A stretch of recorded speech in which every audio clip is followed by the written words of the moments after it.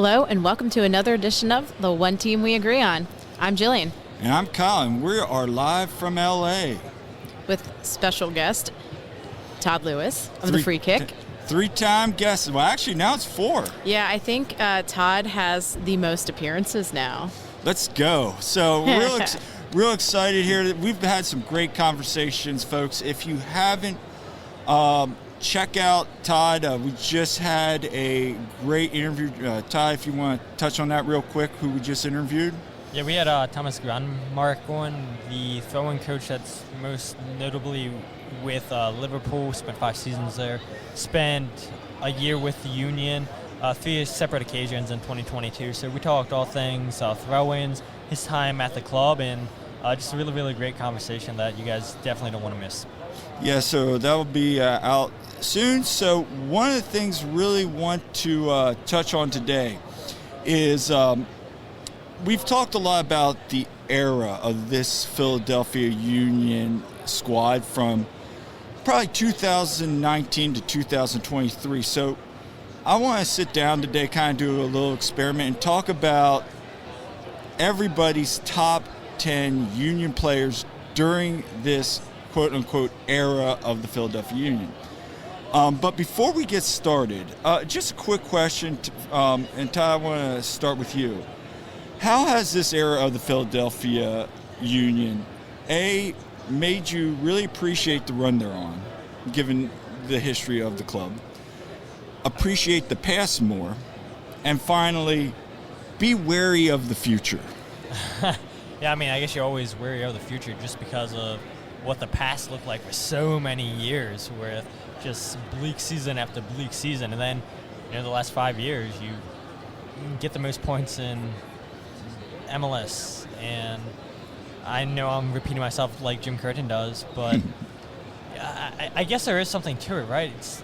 You're a club that's spending in the top 5% lowest teams in MLS, and you're getting the most out of the players that you do have. So, I mean, there is something for that, but, during this 5-year stretch, you only have 1 trophy, and Supporter Shield trophy during the COVID year. And, we give New York City fans a lot of stick for, well, it's an asterisk next to it because you beat a Union team that had COVID in 2021. Well, it was a shortened season in 2020. So it's like, people can say the same thing about us, right? But, I mean, the Union were fantastic in 2020, and you just wish that they would have won more trophies during this run of 5 years, and of course it makes you panic a little bit. What's the future going to look like now? But the one thing we do know is Kai Wagner's back.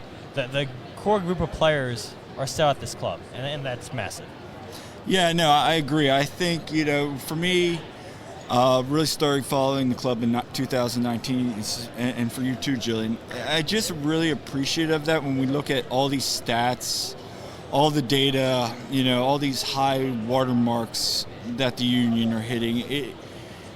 It's one of those lessons of just enjoy the moment. I know I said that last year a lot in 2022, like, enjoy the ride we're on, because we may never see this ride. But I think I give hope in the sense that we are, like you said, bringing this core group back. As I said yesterday, our defensive spine is back at least for next year.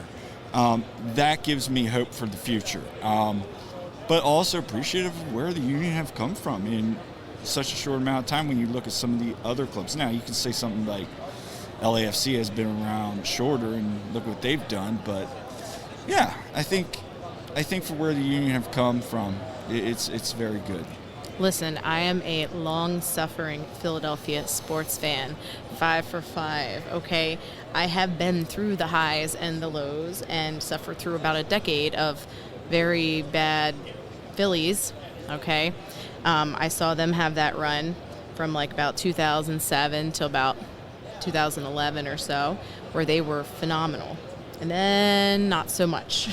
And so to me, it's kind of like, well, yeah, I am going to enjoy it while I can. And 2022 was just magical, honestly, right. Until that season ended. But, like, there was that time where, like, all 5 of the teams were, like, awesome. We were so full of hope.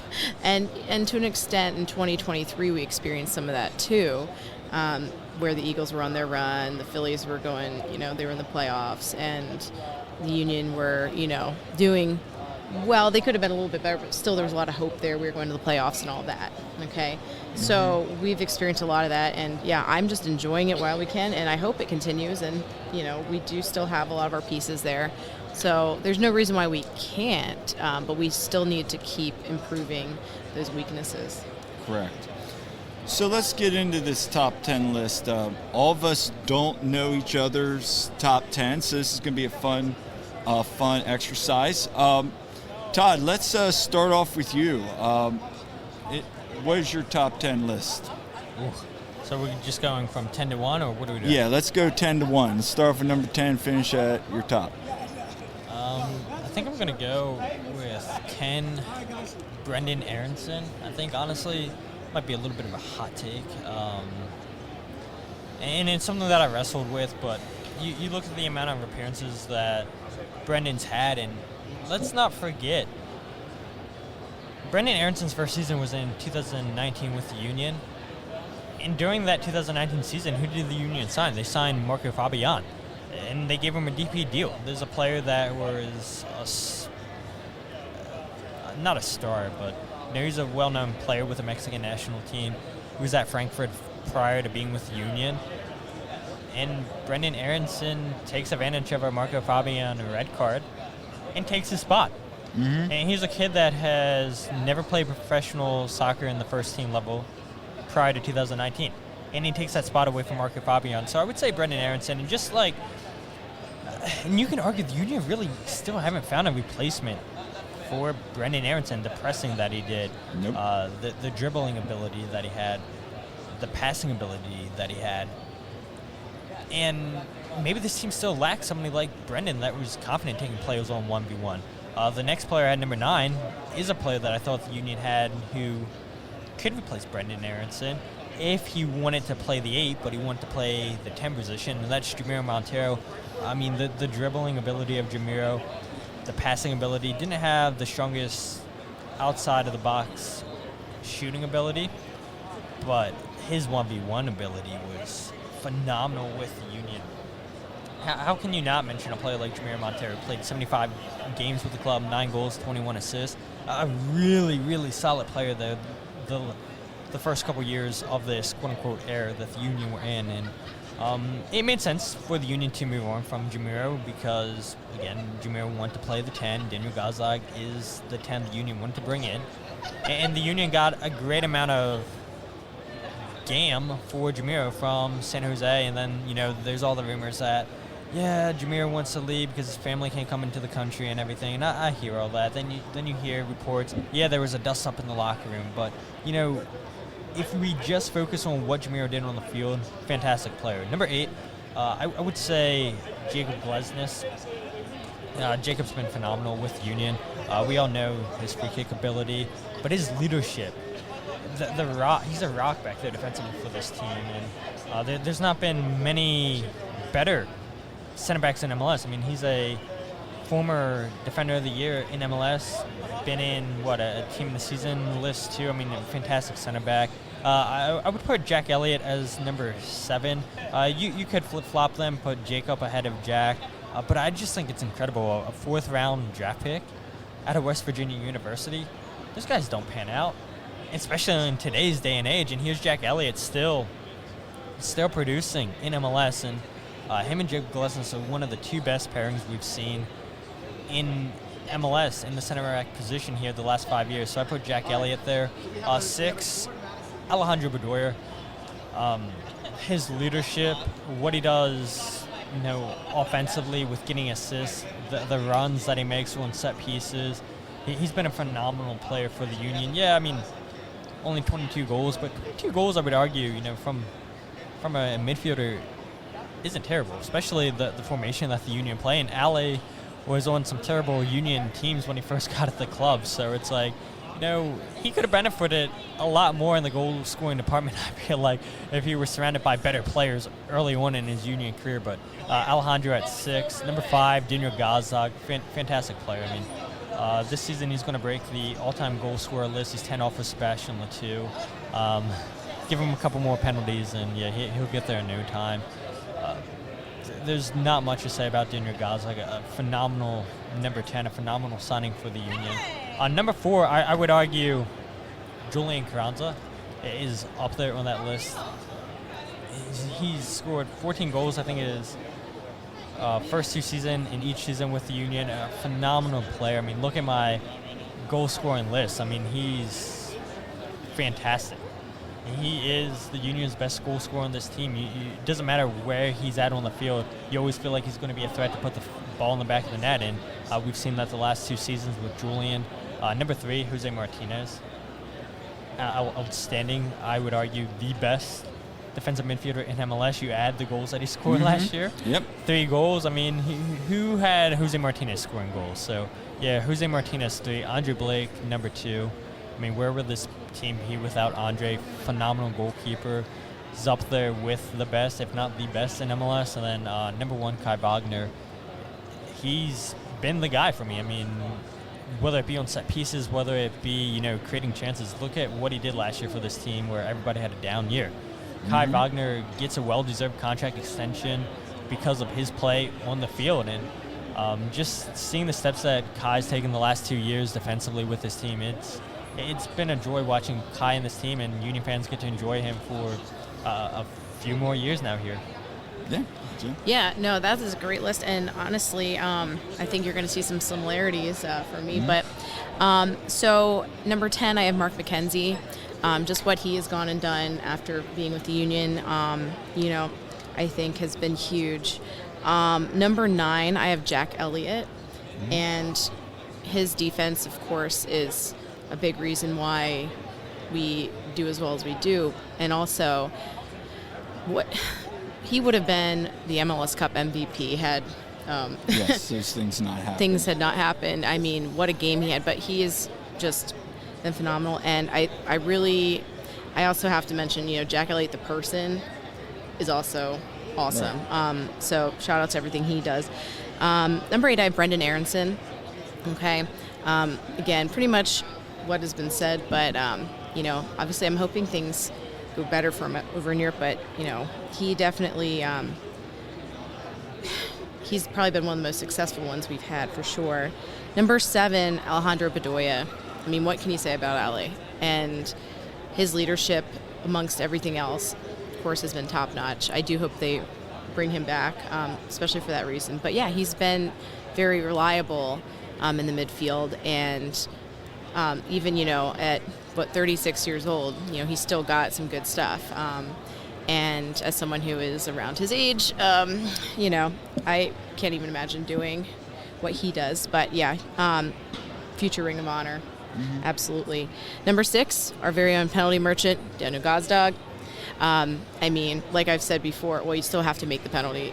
So, but he's been so good, and he sets up so much there. Number 5, Jillian Carranza, and the amount of goals he's scored has been huge. I mean, 2022 obviously was phenomenal, and I think he's just going to keep getting better.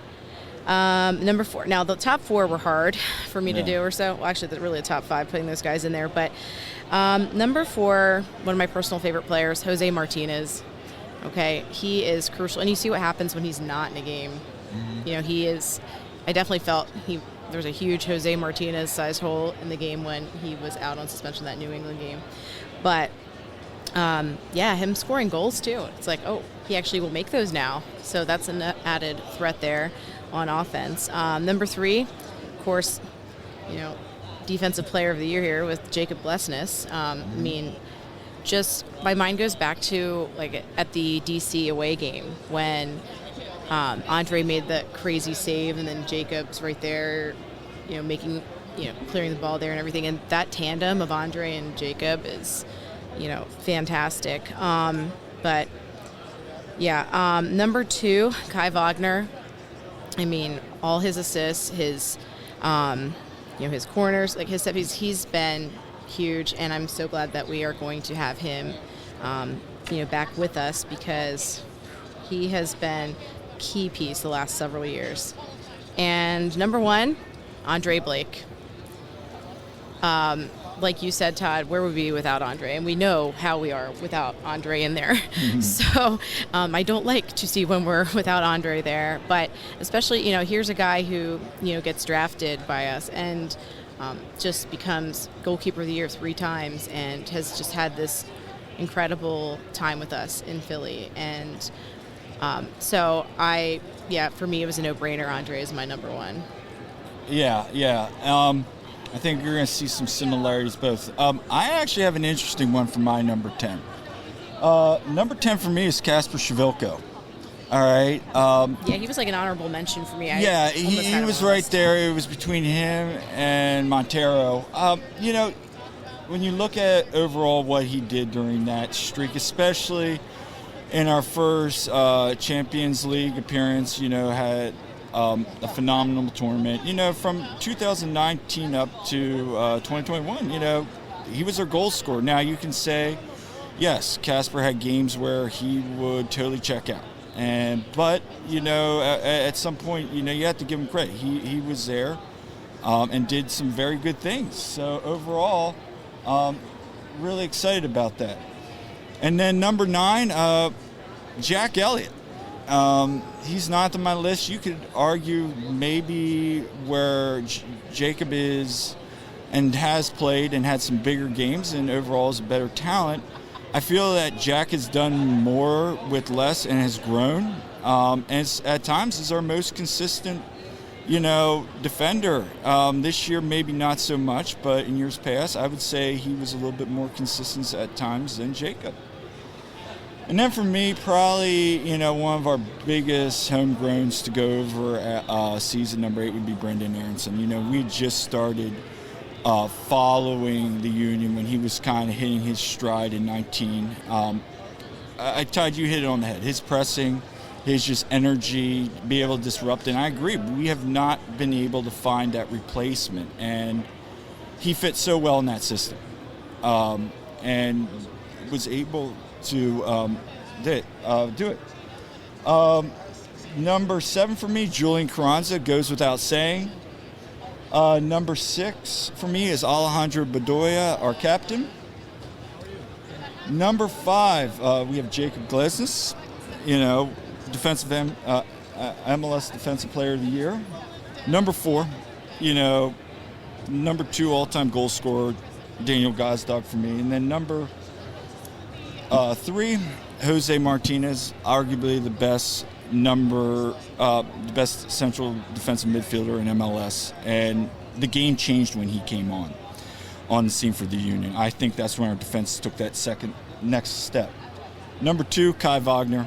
Todd, I can't say more than what you said about Kai. Just phenomenal defender. And number 1, Andre Blake. What can't you say? He has been the backbone of that defense for so many years. So that's my top 10. I think everybody had a great, interesting list, and I think this is a really cool experiment, just seeing how a lot of us had very similar top 4s.